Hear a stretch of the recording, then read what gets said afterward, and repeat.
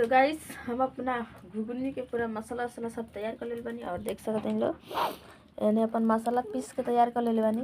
वो भी सिलवट लोढ़ा से पीस ले बानी, कोनो हमारे घर मिक्सी उक्सी से नहीं पीसनी। यहाँ हमारे घुगनी के प्याज तेजपत्ता मिर्ची काट उट के रख ले बानी, तेल बा नमक बा।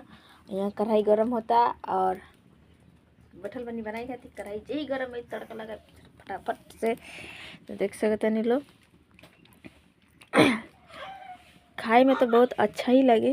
एक बार तो हलो भी ट्राई करी हलो जरूर। अच्छा ना लगे तो कमेंट करी हलो, एक बार बना के खा के देखी हलो।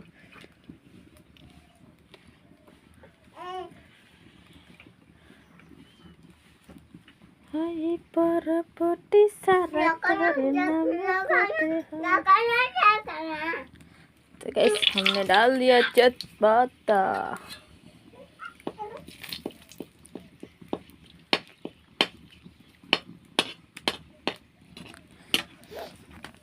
तो भाई लोग तो हम लोग बना के खाए जरूर, कैसी बहुत टेस्टी लगेला, मस्त लगेला। तो हम लोग खाइए लो। अच्छा ना लगे तो कमेंट करिए लो, हमके तो बहुत ही मस्त लगेला।